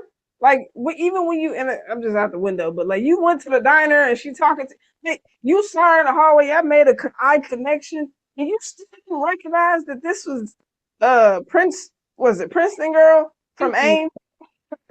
And Like, that's the thing that bothers me bro, at. That's the part that bothers me the most is after the dance, right? yes, It's cool. I'll take that he didn't know who she was at the dance because he probably never paid her that much attention. She right, has a mask. They probably never had a conversation like other than her taking his order, right? right, right. But after they had this whole long conversation at the dance, he goes Mm-hmm. back to the diner. They have another conversation where she's basically telling him, you know, you want to tell this person, I'm the one you're looking for. Like she don't got a super distinct voice because she has a super distinct voice. So Absolutely. this whole conversation, you're not looking at her blonde hair and listening to her voice and thinking, Honest, oh, it's you the one. And it's like, clueless. dude, are you really that empty? Is it you can't be because you want to go to Princeton. You can write a little poem. You got a little talent, but you're not it's And not she's still connecting. talking, and she's still talking in riddles at the diner. So it's like she's still doing that word play I've been doing. Like, have you noticed all the other women? I mean, the girls at school, they're not talking like her. Clearly, put the connection together. I was like, what are you? You was blowing me out the. I'm sorry, bro. I went to the masquerade because That's fine. That's fine. I just couldn't take it because I'm like, they dancing. He keep trying to take off eye joint, and it's just like, just take it off. You're not ugly. That's Like that's that's that bothers me so much. like, cause it was almost we were to assume like you said, a booger wolf. Like, If it's like if y'all want to take that approach, and again, this is not like a negative take mm, on the movie because it's not that. We're just talking in general of like that formula. If y'all want to take that approach, like remember how miscongeniality, right? mhm, Mhm. Like they did enough to make us believe that she wasn't attractive. so, You know what I mean? When you think about,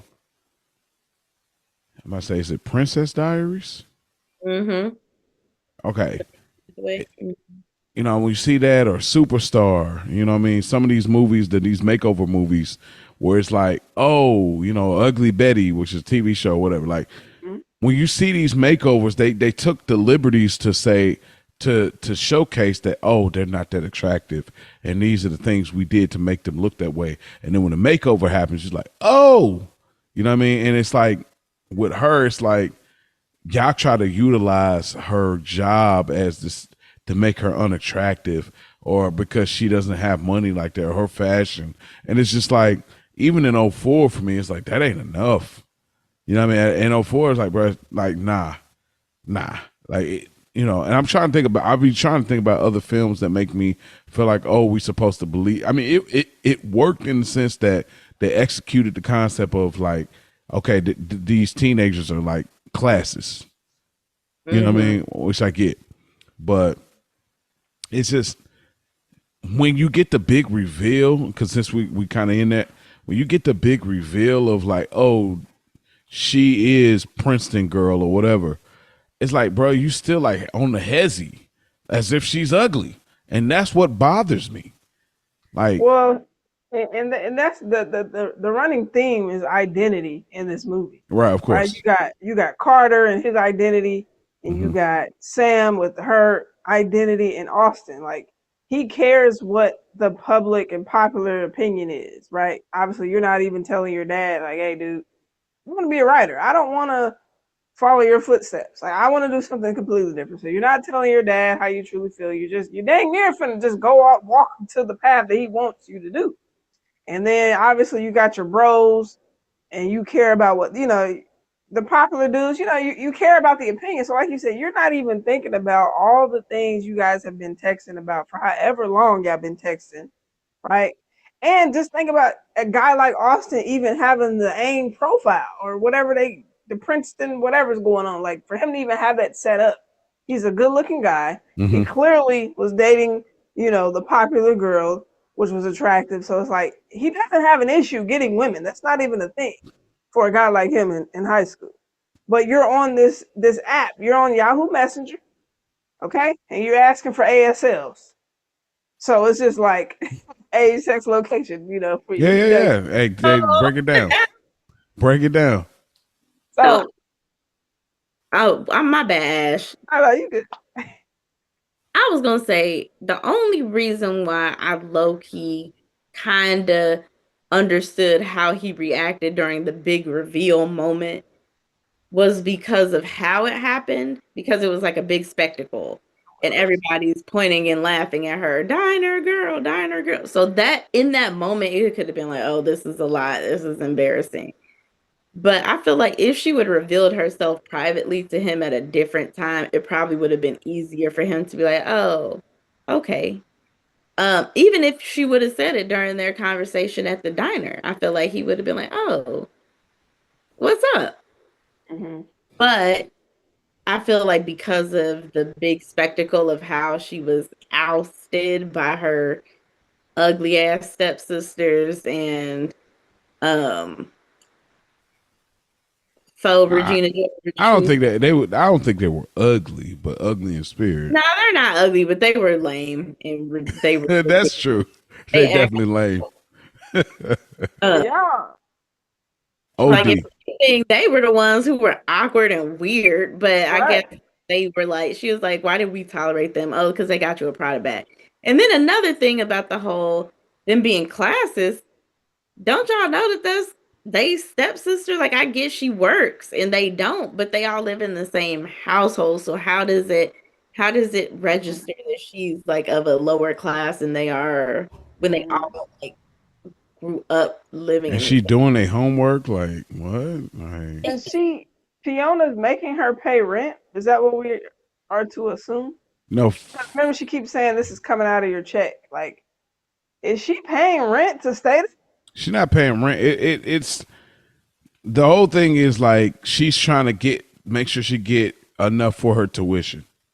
That's the I goal. know that. So when she's Yeah. saying like it's coming out of your check, it's like this is going to be a step backwards for you to Um, actually make your dream come true of going to Princeton because that's where what your dad was speaking of when you were a little girl. So I think that's more of the thing, which obviously we see how hard she go later in the movie where she flips, retypes out the letter and gives it to her, which is like crazy work all together. diabolical. And that's what I'm saying. Like when we talk about like how people dog her and like obviously the Chad Michael Murray character, like processing it this is why that part of it why it don't work is because if you think about it, if this role was reversed and like she was the popular girl and Chad Michael Murray was the outsider type dude, you would be like, bro, I don't believe you. He looks too nice to be like, oh, he's just this lame dude that with his best friend and like you're not gonna believe it. That's how I looked at this movie. I was like, if you flip this and Chad Michael Murray is not the popular dude and she is, you're gonna be looking like, nah, bruh. Nah, no. I don't believe it. For real. Like, come on. Um, but anyway, yeah. So I think we harped on that point enough. But even the reveal, like Mia was saying, like they were revealing him too, right? Like they didn't know he was out here uh Yahoo messaging and falling in love. You know what I mean? So Mhm. like he kind of got embarrassed as well. So, but it was just more so like, oh, this is he's like Dinah girl, like you said, kind of clicked. Then he turned around and he like obviously he's seen her before multiple times, but didn't put it together. Like, come on, Austin. But Yes, it's as if he allowed how other people presented her to him to mhm. dock points on why you're really into her. Which this is the true to life when it comes to high school politics. I dated a girl in middle school that like you know I was attracted to her and I was into her. She had a bad reputation. And I didn't really let it get to me because I was rocking out. But then like there was one specific thing that came out that like just took me over the top, and I was just like, I can't do it. But I never forget it. Like I never forget the chick. I never forget all of that stuff, and so I understand it in that sense. But like when that last thing came out, I was like, I can't. I'm an eighth grader. We were getting ready to go to high school. This ain't gonna work. But yeah, High school politics, for man. real, it's real. That's why I like this stuff because it's so serious in that moment. Like it's not like the mundane things that we deal with on a day to day being adults, childish grown ups. It's so real in that moment. Staying up all night talking to your cousins, talking to your siblings about wanting love in high school, like wanting somebody that was committed and serious to you. Like it's like, bro, this is high school. Looking back, it's like, bro, you're 16. Relax. That's not gonna happen. Oh, Holden. Straight up, bro. Like I be laughing all the time when I look about like how serious I was trying to carry certain things. I'm like, bro, it was That's never gonna why. happen. But still, look at the man you are today. I mean, yeah, Ten it's there. years of marriage. Oh 30 my bad. years. Listen, 30 years and dog years. so it's Oh, all tracks. It yeah, comes full yeah. circle a little bit. It's like a circle. But Rhonda though, she's the real MVP. You We said ain't talked about Rhonda? her. Yeah, Yeah. Who's Rhonda. Rhonda? Oh, Regina. I just wanted to ask you, is this a Black Savior movie? No. No. I They tried it. almost try to set it up. Look, low Almost. So but if she got more presence there, I might call this a Black Savior movie. She was the fairy godmother Mhm. character. And I loved everything about her character. I loved her down. I loved how she stood up to Fiona, and um the only thing I'll say is I don't know why she wouldn't have, girl, let it have you. I would have took that girl in way sooner. Like, girl, you're coming to, sure. I'm not about to watch you get But mistreated. you got to think about it. It's an interesting situation. Like her being black and taking it's different. In 2004, it's a different time. It's not that simple. You're right. It's not that simple. She had custody of her legally. It would have been, Hmm. it wouldn't have been as easy as all that until, of course, Sam is old enough to say, I'm leaving. But, Hmm. um, but yeah, I loved everything about her character. I think the whole Diner family, how Yeah. they all kind of just stuck around, basically just to look out for her. Uh, Hmm. 'Cause, I mean, it's a job at a diner. They could have got a job anyway. They stuck around for her, Hmm. as we all saw, because they all quit when she quit. I loved it. Um, I love that. I swear I yeah, did. that's one of the things that makes the movie more palatable. It would have been too much if she didn't have any support, but Bro, because it was getting there. Around that point, it was like, dang, how many L's she gonna take? right, it's like, damn. Like, how many times I'm gonna Lessons you school you, gonna learn? homeboy? How many lessons you want to learn? I'll be less you wanna There learn. y'all go. Hey, check out that Stop the Yard episode. Shout out to Mia B on that. Yeah, shut for the pick. Yeah, for sure. Um, Yeah, she wanted her to get her studies. Like she was truly more like a mother than Fiona. You know what I mean? She wanted her to get her studies, put herself first, follow her heart, her ambitions, and she always kept going back to her dad wouldn't want her to be living the way that she's living. You know what I mean? But of course, you can't force someone to do something until they're ready to make that move and just mhm, reach their boiling point. And once she did, you know what I mean? mhm.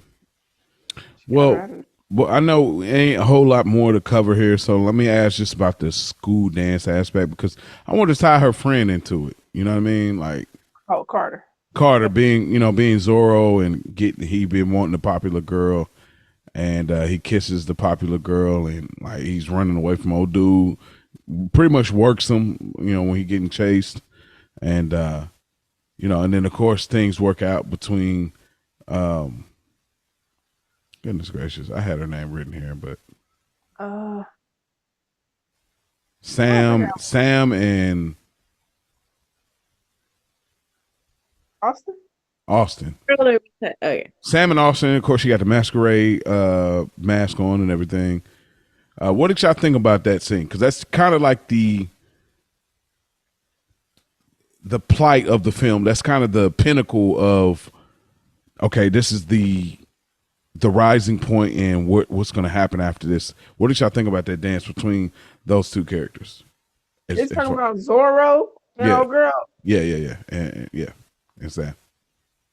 No, Zorro Carter and the popular chick. Yeah, Her name, I don't. What is her name? Sam is Hilary Duff. Name is hold on here. I don't remember her name. Her name is Shelby. Oh, that's kind of crazy. Shelby. I wouldn't have got that. I would have got Never. maybe like a Brittany or something. I don't know. Brittany, Oh, that feels like a more of a fit. yeah, Shelby's kind of a little more grown to me. Like it feels Definitely, like. definitely best man, huh? Shelby. Listen, ain't too much of it. Like him, Zorro, he had his slick back. You know what I'm saying? On his Antonio Banderas type of vibes. He can a little bit, and she fell right into it. You know, like he was being her savior, helping her, and dude came over there wilding. On some aggressive type tip. I mean, definitely up in the grill, trying to kind of force a situation that wasn't there. So shout out to him for stepping in that moment, even though he knew he probably couldn't fight. He knew what I mean, this dude's a popular kid, probably got some hands, maybe, maybe not. But he still stood up for what was right in that moment. And yeah, so got the kissing, got the Frenching, Yeah. and then what I like the most, he doubled down when he was back to Carter the next day to just be like, hey, so that was me. Again, of course he was gonna get shut down. But he actually went over there and still was like, we had a moment. But He didn't approach that right, like on when he was like trying to get the reveal. How should he have approached it? All right, so how you should have approached this? First off, take the glasses off. That's the first thing. He Like, can't see. you got contacts, brother. Like the contacts are in effect no for. You should have. You might not wear contacts, but you're gonna wear them this day because you're trying to give the reveal to the popular girl. You trying to apply your game. You know what I mean? So for me, take the glasses off. You do all of these different impersonations and fits.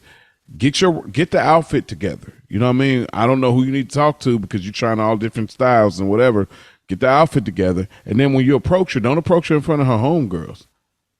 You know what I mean? Approach her separately so that like she remembers, like, oh yeah, that is you, and that way you got real stake in the game.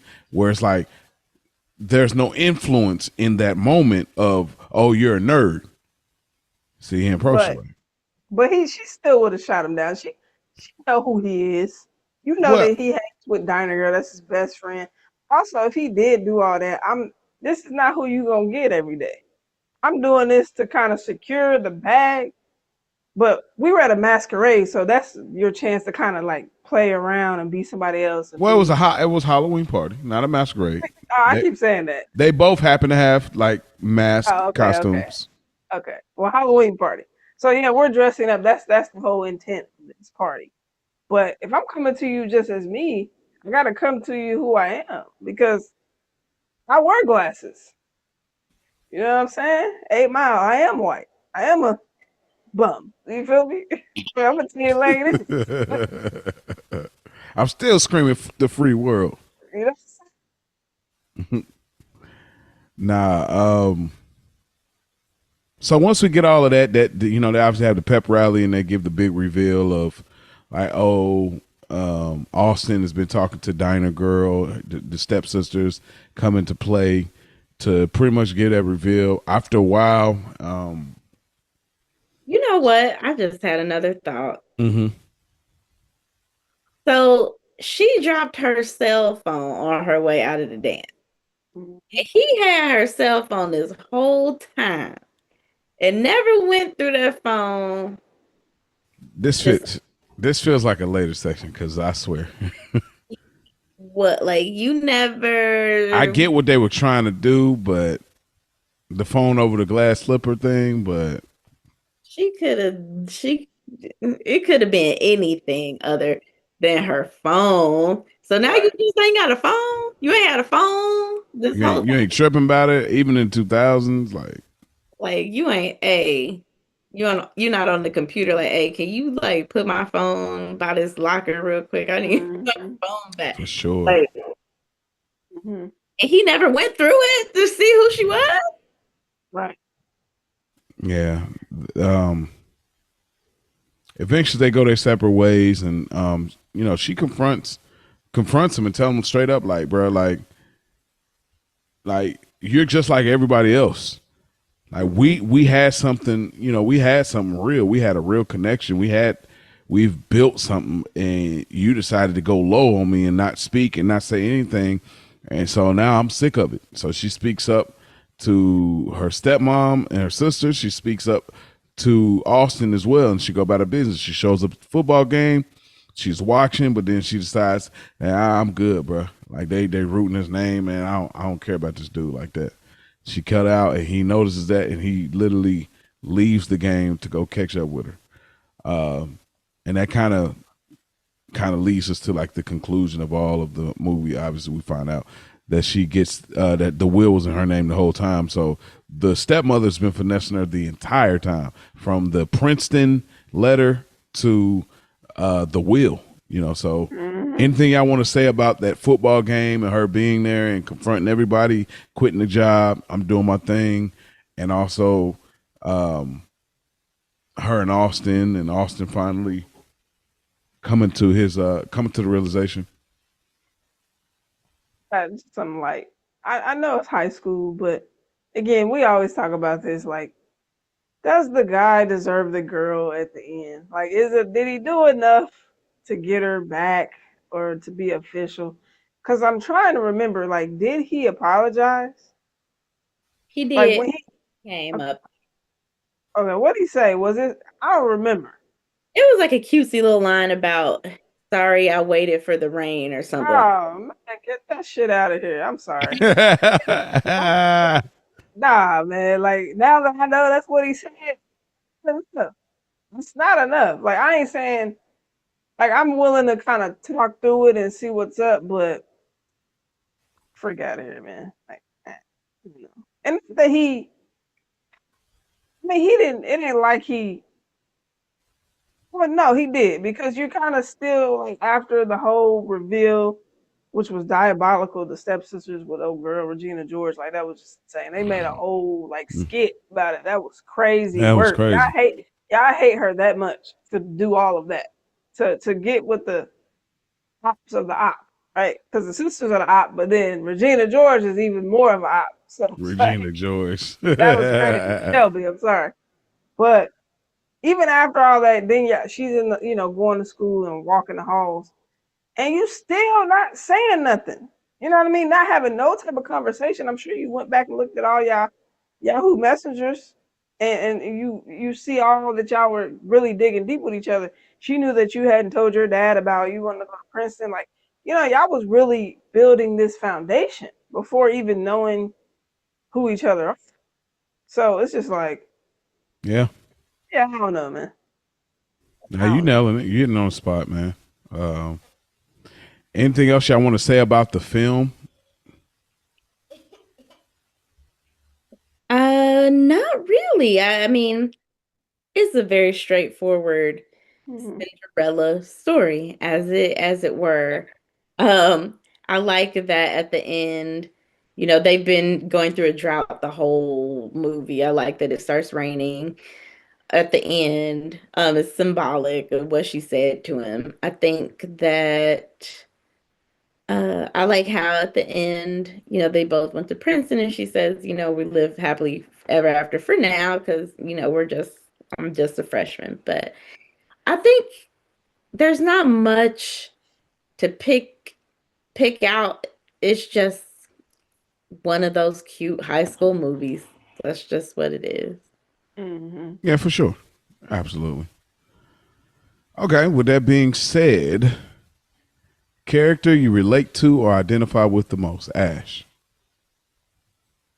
Oh, often. Just how he really wanted to make his dad proud, and me just being parents in general. You can find yourself trying to fit this certain standard that people have for you or project onto you, or you may suppress some of the things you truly want to, endeavor in. So I'm not there now, obviously, but at some point I did feel that way. People do hold me to a high standard, but I am human, just like anyone else. So, um, That's fair. What say you, Mia? Who you relate to?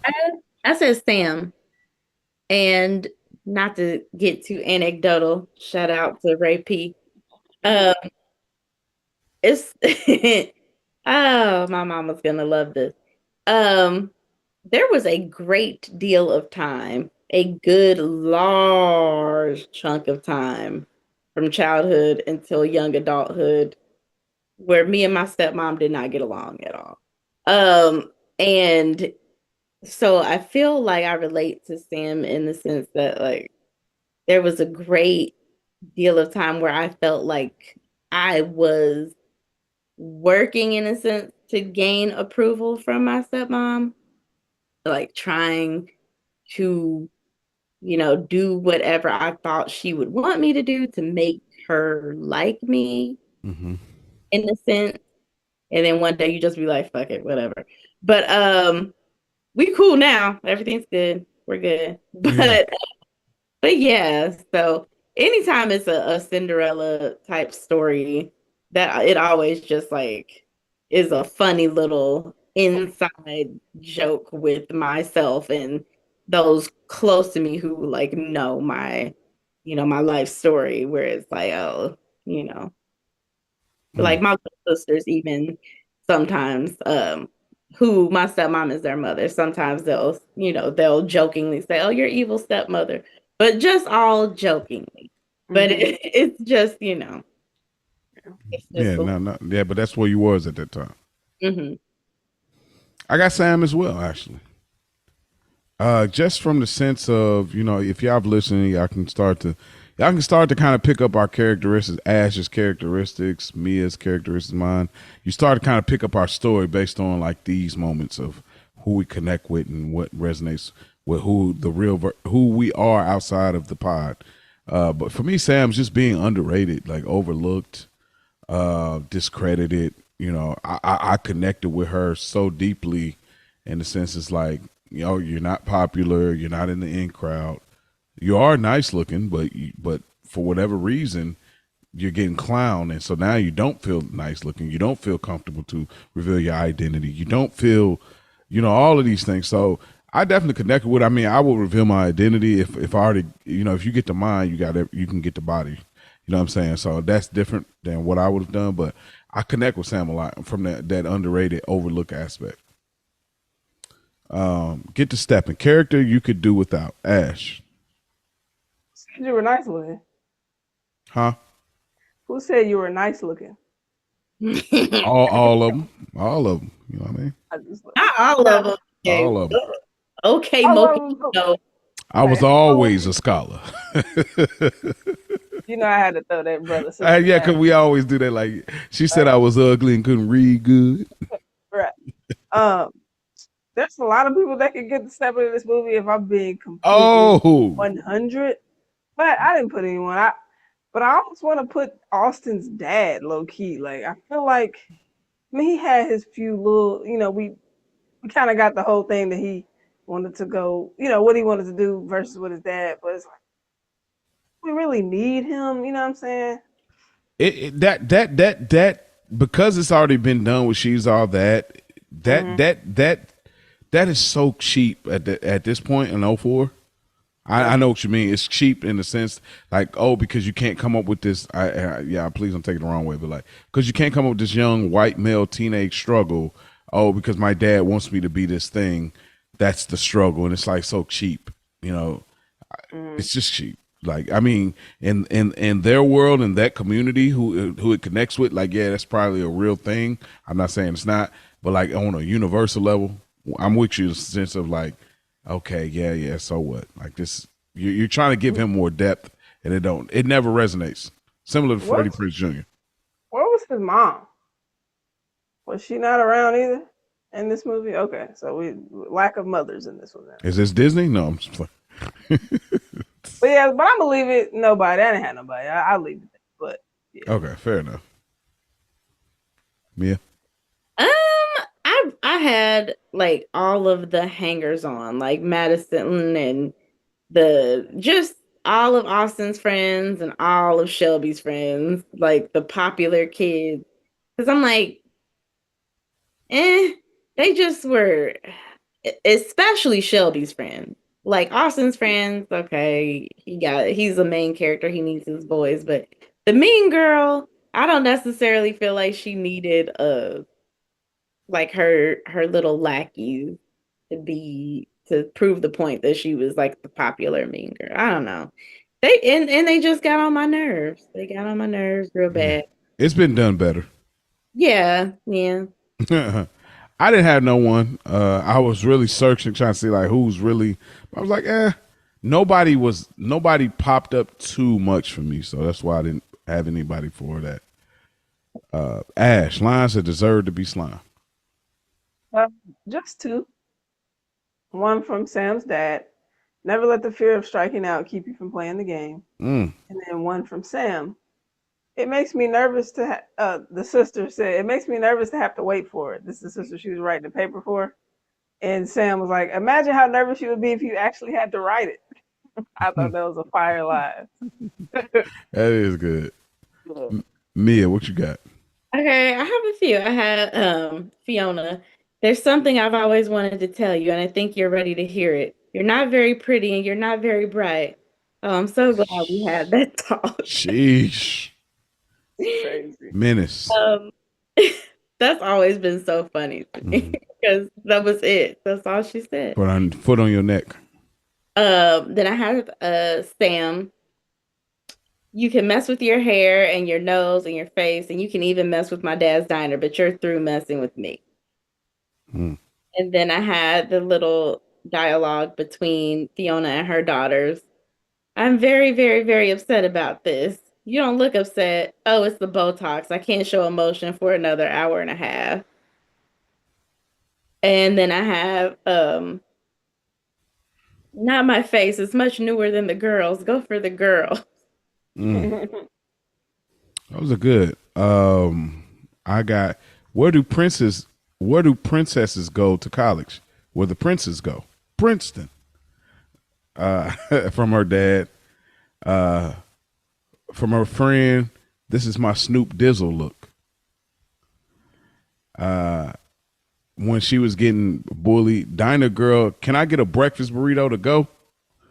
Like just so random. From her friend again, go ahead, girlfriend. Like he kept ODing on the girlfriend thing where obviously she had to say, hey, listen, you call me girlfriend one more time. It's gonna be a problem. Uh I believe this was the popular girl where I guess Austin's ex girlfriend. We are from two different classes of human. Like I say, yo, that's so disrespectful. Like that is up there. Like classes of human. What do you mean? Like, and that's the last one. Things you would change about the movie or what you feel they didn't get right, Ash. um, Other than that transition I talked about earlier, I didn't have anything here. I just left it be. Transition earlier. You talking about the dad? Yeah, with the dad, the earthquake, and then it Yeah, it was just whack. whack. It's pretty much. Yeah.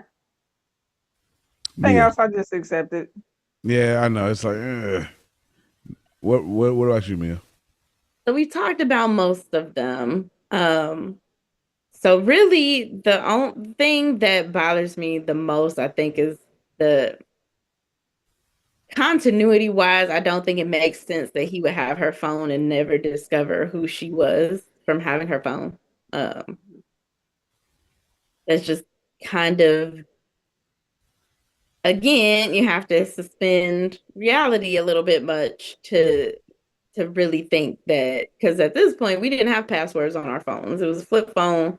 You open that thing up, you can get into anything you want to. Facts. No lock codes, dude. There was No facial recognition. Face. Yeah, I get what I'm saying. But no, but for real, like there were no security measures. He could have opened that thing up, went right to her contact list Mm-hmm. and her text and see exactly who she was talking to, and somebody called her saying, like, it was just, it was right there. It was right there. He could have called somebody in the contacts, like, hey, whose phone is this? And then they could have told him, and boom, Mm-hmm. And just the fact that I don't think that it's realistic that they just wouldn't like her simply because she had a job. Like, no other reason other than the fact that she worked at a diner. Like, they could have they could have at least gave her like a pimple or two. Like, they could have did something to make us believe that she was just so unappealing and unattractive and unsavory, but there just wasn't enough there for me. But I mean, for what it is, I still enjoyed the movie. It's just a movie that you're gonna have to, just you can't ask too many questions. Yeah. yeah, I ain't really have nothing. I just say that for a movie like this genre and this style, it just could have been done better. I think maybe they leaned on like maybe the leads so much that they thought that was just enough, and they just could have done it better. Like, you know what I mean? Like, I feel like they were definitely inspired by She's All That and all the things I've said, but I think this style of movie they just could have done it better. It's not a bad movie at all. It's enjoyable. I will watch it again, but they could have done it better. Like, it's just it's hard in this rom com space, teenage rom com, to figure out what's too much and what's not enough. And I feel like they just kind of was shy of what makes it like, oh, this is a classic. So, but it's still enjoyable. Lastly, more of the story in your opinion, Ash. Uh, don't let fear decide your future. Mia. Have a plan. And by that I mean her father should have had more of a plan for his child. Her father took. If we had like losers of movies, he would be the loser. More of the story for me is don't compromise who you are for nobody. Like, that's something I've learned in my real life. Like, just trying to fit in. It's almost on some SpongeBob. Like, I hope you don't mind my ugliness, sir. Like that type of thing. It's like, bruh, don't compromise who you are for nobody. Like, this is who you are. They could get you. You could get with. Some people ain't gonna like it. Some people will like it. But like, don't compromise who you are. This is who you are at the core of it. And people will or won't like you, but don't compromise that. And that is our episode, man. We thank y'all truly for tuning in. Obviously, it is now on me for the last pick. Obviously, we don't discuss this prior to the episode. Me and Ash, me and Mia, us three. We do not discuss this before. So the real-time reaction is the real-time reaction. And also, y'all start sending in your movies, because after this movie that we're doing next week, it's on the viewer's choice. So with that being said, I went back and forth. This genre that we're doing, the ladies wanted to do the more romance films for Candy Graham Month. I wanted to go in a different direction. So I figured, how could I get a twist? Last year, I did a ultimate romantic film with The Notebook. This year, I said, all right, I'm about to remix this. I went back and forth with a classic film and then another film. And I decided one of our formulas for this show, we do deep cuts. So I decided to pick a deep cut film. So I am going back to the 1999 film starring Blair Underwood, Michael Beach, I gotta find her name. Debbie Morgan. Asunder. What? Yes, a lot of people don't even know about this movie, bro. Never seen it. Nope, a lot of people don't even know about this. This movie's such a deep cut. I can only find it on YouTube. Hey yo, Wow.